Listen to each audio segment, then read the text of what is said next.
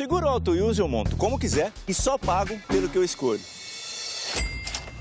Se eu tirar o picles, eu pago menos, né? Não. Rápido e do meu jeito. Só na Use mesmo. Baixe o aplicativo e contrate. Use. Seguro tipo você.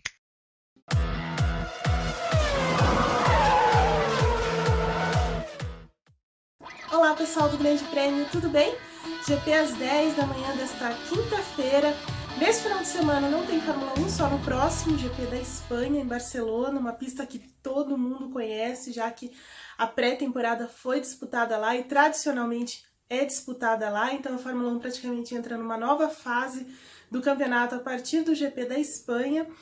E antes que a gente chegue então a Barcelona, vamos falar um pouquinho do que a gente viu até agora, fazer um balanço desse início de temporada, até lembrando aquilo que a gente falou logo depois que os testes coletivos acabaram, as previsões que a gente fez, algumas realmente se confirmaram e outras ainda não, né? Começando pelas duas protagonistas, Mercedes e Ferrari.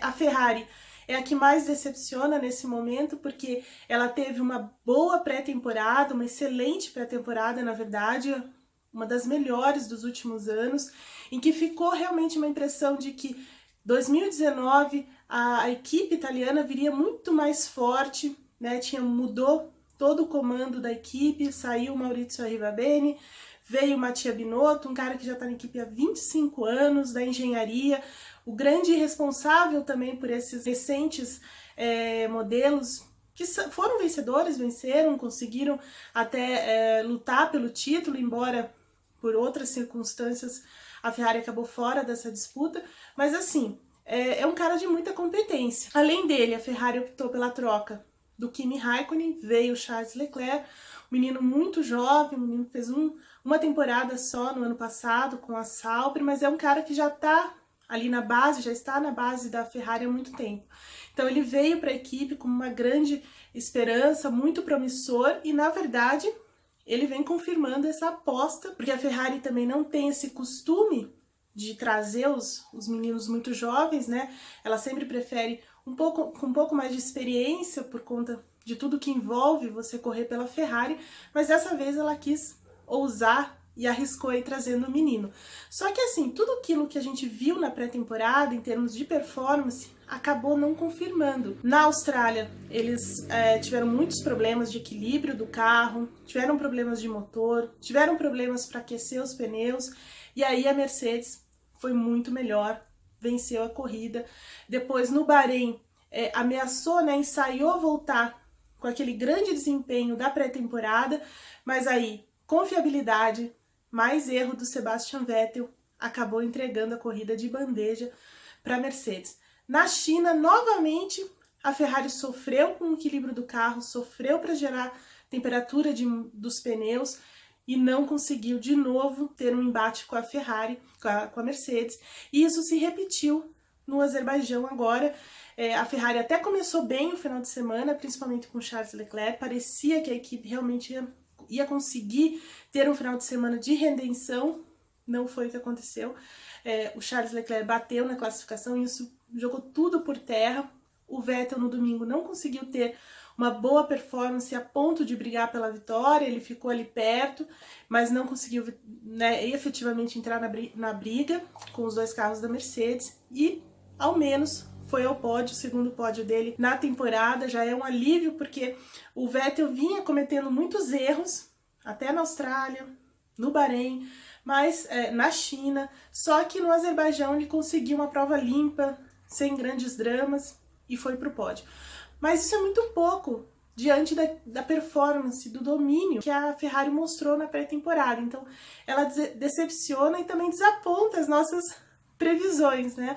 Agora toda a esperança da Ferrari de ter um recomeço guardada para Barcelona, porque na pré-temporada, como eu disse, ela andou muito bem, eram condições de clima também diferentes, mas assim, é uma esperança para que a equipe consiga então iniciar o campeonato de verdade. A Mercedes, por outro lado, ela viveu uma pré-temporada discreta, né?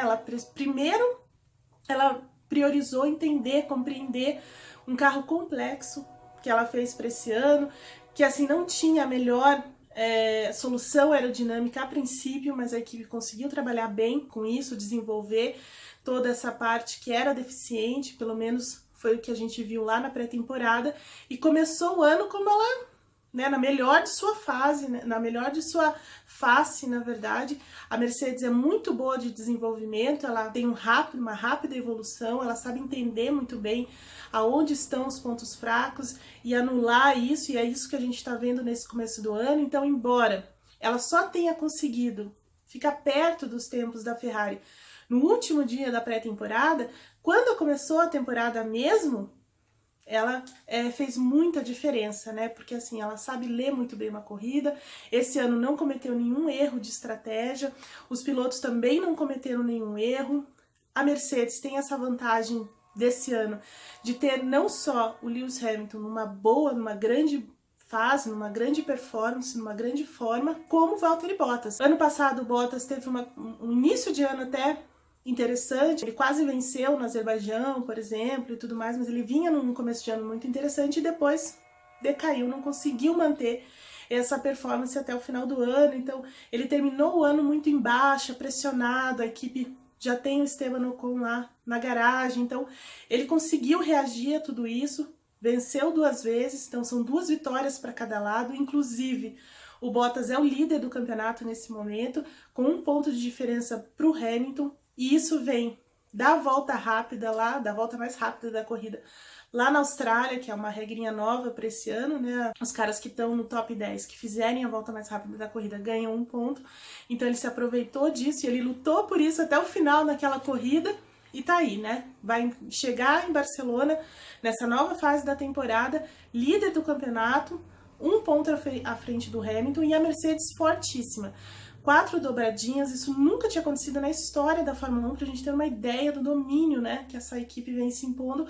Mas assim, na verdade não é que ela tem um carro muito melhor do que o da Ferrari, é que ela trabalha melhor do que a Ferrari em termos de operação, ela entende melhor a estratégia e principalmente os pilotos não cometem erros. Isso faz muita diferença num campeonato tão apertado, num campeonato que qualquer detalhe acontece o que está acontecendo com a Ferrari agora. Aí a gente tem a Red Bull ainda trabalha para se entender com a Honda, mas até aqui a gente pode dizer que a Honda foi um acerto, realmente trocar a Renault pela Honda. É claro que a Red Bull não tinha grandes alternativas, né? Mas assim, foi uma decisão acertada. A Honda vem trabalhando muito bem com os austríacos, né? Com a equipe austríaca aí. E o Max Verstappen muito bem nesse ano, tirando tudo desse carro. O carro não é assim excepcional, mas ele é muito bom. É claro que falta ainda aquela força do motor em alguns momentos, mas assim, o carro é muito bom. Então ele tem tirado tudo desse carro, não tem cometido erros e vem ali tentando beliscar num vacilo das 2 primeiras, já foi ao pódio nesse ano. A única questão na Red Bull é o Pierre Gasly, ele ainda não entregou um grande resultado, ele vem sofrendo um pouco, talvez com a pressão, com a adaptação à equipe, com a pressão, né, e cobrança de ser o cara ali do lado do Verstappen. Então ele ainda vem se ambientando. Nessa última corrida no Azerbaijão ele foi muito bem, mas traído pela confiabilidade, ele largou do pit lane e rapidamente já figurou ali entre os 10 primeiros, já tinha se aproximado bastante do Verstappen, quer dizer, ele vinha numa corrida muito forte, muito boa, mas aí traído pela confiabilidade. Foi uma boa corrida mesmo, para trazer a confiança de novo. Talvez a gente veja um novo Gasly a partir do GP da Espanha. Tirando as 3 primeiras, o que a gente tem? Um bloco intermediário dos mais interessantes. Muito apertado, então desde a Austrália, Bahrein, China e Azerbaijão, a gente viu equipes diferentes ali aparecendo no top 4. E aí assim, agora que a gente fecha essa primeira parte de temporada, a McLaren aparece, então, liderando esse grupo muito interessante. A McLaren chegou a comandar alguns dias lá da pré-temporada, deixando uma impressão que ela tinha dado um passo adiante mesmo, mas que precisava de alguns ajustes ainda em termos de confiabilidade, em termos de aerodinâmica e tudo mais. No fim, realmente ela conseguiu tudo isso ao longo dessas primeiras provas. Ela teve provas muito difíceis, como na China, quando foi abaulada lá pelos 2 carros, né, naquele incidente com o Kvyat, mas assim, O carro não rendeu tanto lá na China, mas o carro vem rendendo. E isso a gente viu no Azerbaijão como a melhor prova da McLaren nesse ano, muito boa mesmo, os dois pilotos andando forte, andando muito perto, o Lando Norris entregando aquilo que ele vinha já sendo notório, né, de que ele é um bom piloto, um piloto muito rápido, uma boa aposta que a McLaren fez. Então, assim, a McLaren vem muito forte nesse momento, interessante essa evolução, o carro é bom, é diferente do ano passado, por exemplo, que eles começaram até de forma promissora com o Alonso e depois decaíram, mas nesse ano parece que a base é mais sólida do que no ano passado. Aí você tem Racing Point, também já mudando de imagem do que a gente viu na pré-temporada. Na pré-temporada eles sofreram bastante, por exemplo, em termos de confiabilidade, sofreram por não ter peças de reposição, então os treinos deles, né, muitas vezes foi limitado por conta disso. Mas assim, ao longo dessas 4 provas, a equipe foi evoluindo e deve evoluir ainda mais, porque aquele grupo forte da Force India continua lá. Então, é mais uma questão de desenvolvimento do carro. É claro que o Sérgio Pérez, nesse momento, tem mais experiência, acaba liderando o time, do que o Lance Stroll, que ainda engatinha nessa parte, comete muitos erros ainda, mas teve 2 boas provas aí, os dois pontuando também. Essa última prova do Azerbaijão, os 2 carros pontuaram, e ali bem próximos da McLaren. Depois a Alfa Romeo, que vem se batendo um pouco também em termos de confiabilidade. Eles foram punidos nessa última corrida aí por conta da asa dianteira que estava meio irregular. Então eles sabiam disso, mas não tinham como resolver o problema. Kimi acabou sendo punido.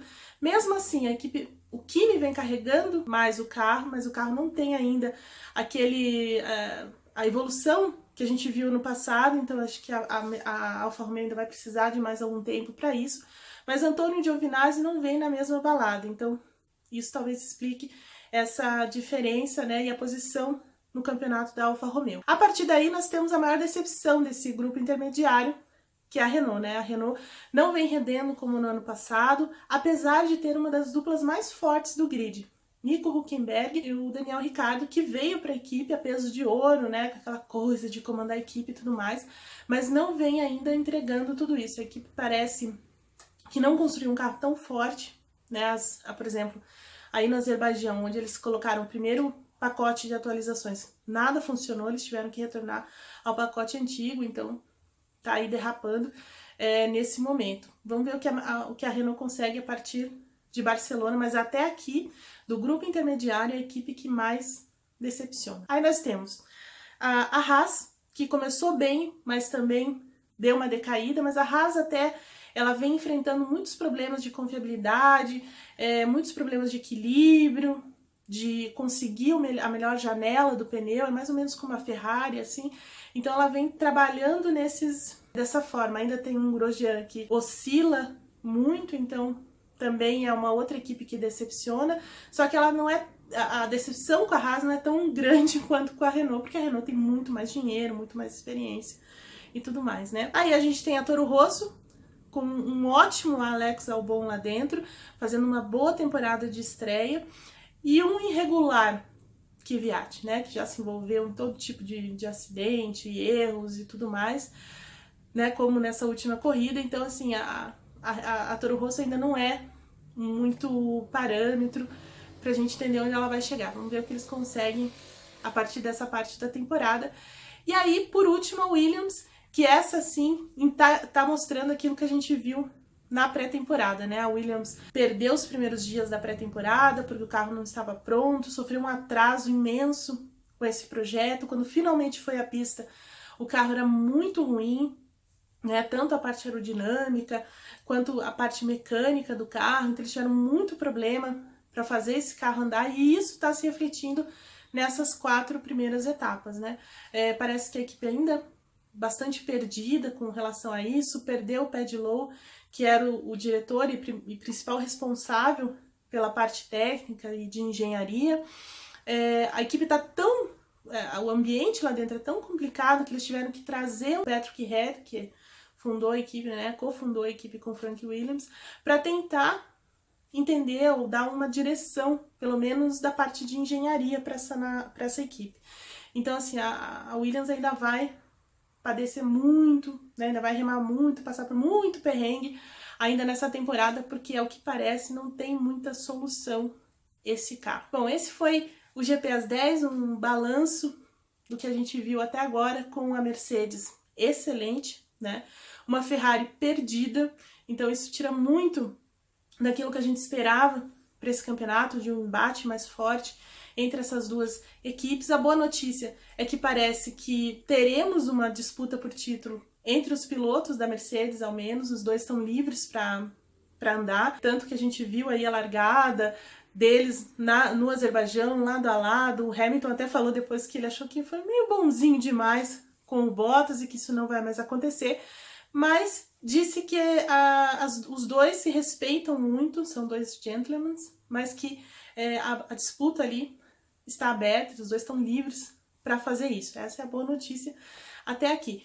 A Ferrari, por outro lado, muito perdida ali entre essa questão das ordens de equipe, entre priorizar o Vettel ou não, ou liberar o Charles Leclerc para correr. Então tudo isso está tirando um pouco do sossego lá em Maranello, além desse carro que é mais complicado do que pareceu ser. E aí temos um grupo intermediário muito forte, né, muito acirrado, e que vem se revezando ali para aparecer entre os líderes, digamos assim, da Fórmula 1B. Antes de encerrar esse vídeo, peço para vocês, inscrevam-se no nosso canal, deixem o seu like aí, newsletter, Grande Prêmio lá na página do Grande Prêmio mesmo. Dá uma olhadinha nisso, a gente tem conteúdo exclusivo, algumas vantagens, Escuderia GP, Copa GP de kart, não deixa de ver. E eu volto na próxima semana falando um pouquinho sobre o GP da Espanha, a 5ª etapa do Campeonato Mundial.